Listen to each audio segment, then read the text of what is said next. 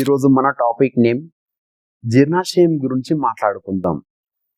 జీర్ణాశయం అంటే ఏమిటి, అసలు ఫుడ్ తిన్న తర్వాత ఎక్కడ డైజెషన్ స్టార్ట్ అవుతుంది, మన యొక్క నోటిలో సలైవా గురించి, నెక్స్ట్ హెచ్సిఎల్ అనే ఒక హైడ్రోక్లోరిక్ యాసిడ్ ఉంటుంది, దాని గురించి, చిన్న పేగు ఏ విధంగా పనిచేస్తుంది, పెద్ద పేగు ఏ విధంగా పనిచేస్తుంది, ఎందుకు జీర్ణాశయ సమస్యలు వస్తాయి, రాకుండా ఉండాలంటే ఏం చేయాలి, గ్యాస్ట్రిక్ సమస్య ఏంది, మోషన్ సమస్య, నిద్రలేని సమస్యలు, ఇవన్నీ సమస్యలు మన యొక్క డైజెషన్ సిస్టమ్కు లింక్ అయి ఉన్నాయా, ఇలాంటి విషయాల గురించి ఈ యొక్క వీడియోలో మనం అందరం డిస్కషన్ చేసుకుందాం.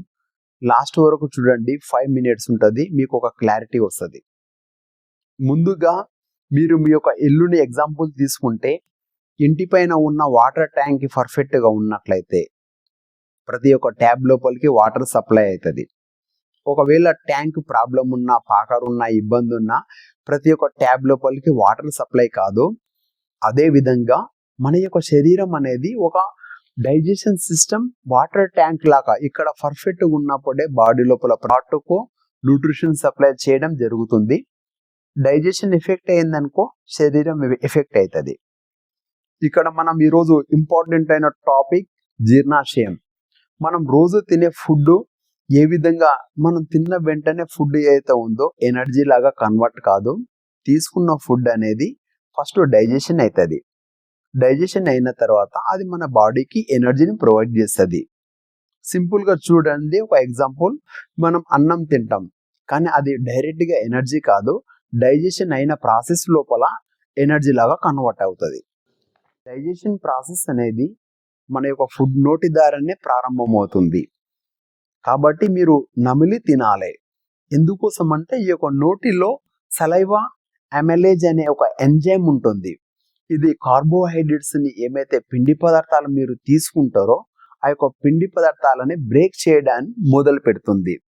చాలా మంది చేసే మిస్టేక్ ఏంటంటే తీసుకుంటున్న ఫుడ్ని చాలా స్పీడ్గా తీసుకుంటారు, నమలడం చేయరు. అందుకోసానికి మనకు అక్కడ ప్రాబ్లం ప్రారంభం అవుతుంది. సింపుల్గా చెప్పాలంటే ఒక బిర్యానీ లేదా అన్నాన్ని మీరు స్పీడ్గా తిన్నట్లయితే నెక్స్ట్ డే మార్నింగ్ మీకు ఏమనిపిస్తుంది, హెవీనెస్ ఫీలింగ్ అనిపిస్తుంది అంత స్టమక్ లోపల. అదే మీరు పర్ఫెక్ట్గా నమిలి తినడం వల్ల ఈ విధమైన ఫీలింగ్ రాదు. తర్వాత మన యొక్క ఫుడ్ స్టమక్ లోపలికి వెళ్తుంది. అక్కడ హెచ్సిఎల్ అనే హైడ్రోక్లోరిక్ యాసిడ్ అనే స్ట్రాంగ్ యాసిడ్ ఉంటుంది. ఇది ఫుడ్ని కరిగించడం లోపల హెల్ప్ చేస్తుంది, మన బ్యాక్టీరియాని కిల్ చేయడం లోపల. ఇక్కడ మన ప్రోటీన్స్ ఏమైతే ఉంటాయో ఈ యొక్క ప్రోటీన్స్ని బ్రేక్ డౌన్ చేయడం. ఈ యొక్క యాసిడ్ ఇంబ్యాలెన్స్డ్ అయ్యింది అనుకోండి, మన బాడీ లోపల గ్యాస్ట్రిక్ సమస్య ప్రారంభం కావడం, చిన్నగా పెయిన్ రావడం, అలాంటి సమస్య స్టార్ట్ అవుతుంది. ఎప్పుడంటే మన బాడీ లోపల ఉన్న హెచ్సిఎల్ అప్ డౌన్ అయినప్పుడు. ఫర్ ఎగ్జాంపుల్, మీరు టైంకు తినకపోతే కడుపు లోపల మంట వస్తుంది, అదే యాసిడ్ సమస్య. తర్వాత మన యొక్క ఫుడ్ చిన్న పేగు లోపలికి వెళ్తుంది. ఇది డైజెషన్ లోపల మెయిన్ పార్ట్ అవుతుంది. ఇక్కడ లివర్ నుంచి బైల్ జ్యూస్ మరియు ప్యాంక్రియాస్ నుంచి కొన్ని రకాల ఎంజైమ్స్ మరియు ఇన్సులిన్ ప్రొడక్షన్ జరుగుతుంది ఈ పార్ట్స్ లోపల చిన్న పేగులో. ఇది డైజెషన్ సిస్టమ్ కు మెయిన్ పార్ట్. అన్సీన్ హీరోస్ అంటే ఇది కనబడని ఒక హీరోస్ లాగా పనిచేసేవి. ఇన్సులిన్ కానీ, ప్యాంక్రియాస్ లోపల తయారయ్యే ఎంజైమ్స్ కానీ, ఇవన్నీ. సింపుల్గా చెప్పాలంటే ఆయిల్ ఫుడ్ తిన్నప్పుడు హెవీనెస్ అనిపిస్తుంది. ఎందుకోసం అంటే మీ పార్ట్లో బైల్ జ్యూస్ కరెక్ట్గా ప్రొడ్యూస్ కానప్పుడు ఇలా జరుగుతుంది. చివరగా మనం తీసుకున్న ఫుడ్ అదే విధంగా డైజెషన్ అవుతూ లార్జ్ అంటే పెద్ద పేగు లోపలికి వెళ్ళి అబ్జర్వేషన్ అవుతుంది. ఏమైతే మిగిలిన వేస్ట్ టూల్స్ ఉంటాయో అది వేస్ట్ టూల్ రూపం లోపల బయటికి వెళ్తుంది. వాటర్ తక్కువగా తాగితే నెక్స్ట్ డే మార్నింగ్ మీకు మోషన్ సమస్య ప్రారంభం అవుతుంది. సింపుల్గా చెప్పాలంటే మీరు రోజంతా వాటర్ పర్ఫెక్ట్గా తాగితే నెక్స్ట్ డే మోషన్ సమస్య ఉండదు. ఒకవేళ పర్ఫెక్ట్గా తాగకపోతే నెక్స్ట్ డే మోషన్ సమస్య ఉంటుంది. ఇప్పుడు మనం ఆలోచించాలి ఒక విషయాన్ని, ఎందుకు గ్యాస్, ఎసిడిటీ, బోల్టింగ్ ఇలాంటి సమస్యలు వస్తాయి. కారణాలు చాలా సింపుల్. ఫాస్ట్గా తినడం, తింటున్న ఫుడ్ని నమలకపోవడం, జంక్ ఫుడ్ ఎక్కువ తీసుకోవడం, స్ట్రెస్ ఎక్కువ గురి కావడం, వాటర్ తక్కువగా కావడం. సైన్స్ ప్రకారం ఎప్పుడైతే మన యొక్క గట్ హెల్త్ డిస్టర్బెన్స్ అవుతుందో మన యొక్క హెల్త్ ఖరాబ్ అవుతుంది.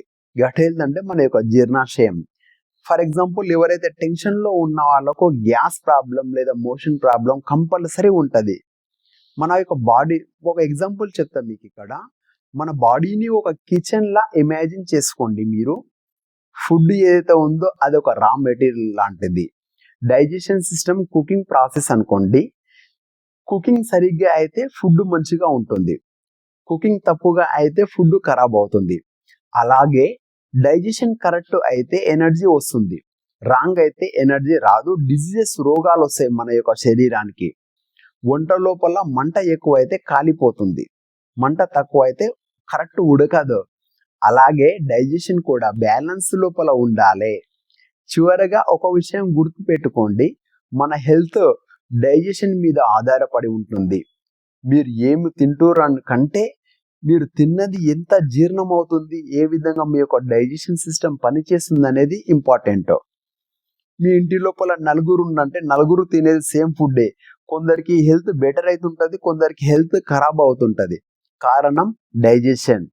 ఒకసారి గుర్తు చేసుకుందాము ఇంతకుముందు విషయాల్లో. తీసుకుంటున్న ఫుడ్ నోటి ద్వారా బాడీ లోపలికి ఇక్కడనే 50% డైజెషన్ చేయాలి. దాని తర్వాత మన యొక్క బాడీ లోపలికి వెళ్ళిన తర్వాత HCl హైడ్రోక్లోరిక్ యాసిడ్ ద్వారా కొంచెం కరిగించడం జరుగుతుంది, బర్న్ కావడం. దాని తర్వాత చిన్న పేవు లోపలికి వెళ్ళడం, పెద్ద పేవు లోపలికి వెళ్ళడం. ఈ విధమైన ప్రాసెస్ కరెక్ట్గా ఉండాలంటే మీ యొక్క లైఫ్ స్టైల్ మీద ఆధారపడి ఉంటుంది. మీరు ఎలా మార్నింగ్ టు నైట్ వరకు ఎంత వాటర్ తాగుతారు, వాకింగ్ చేస్తురా, నిద్ర ఎలా ఉంది, స్లీపింగ్, అంటే ఇవన్నీ కరెక్ట్గా ఉన్నప్పుడు మాత్రమే మీ యొక్క డైజెషన్ పర్ఫెక్ట్గా ఉంటుంది. మీరు మీ యొక్క ఫ్యామిలీలో ఎవరైతే జీర్ణాశయ సమస్యల గురించి ఇబ్బంది పడుతున్నారో నాకు వాట్సాప్ మెసేజ్ చేయండి, మీకు ఇంకా క్లియర్ డీటెయిల్స్ ఇస్తా. WhatsApp number 7013205174. ఈ యొక్క చిన్న వీడియో లోపల మొత్తం సబ్జెక్ట్ చెప్పలేకపోతా. ఇంతసేపు వీడియో చూసినందుకు మీ అందరికీ ధన్యవాదాలు.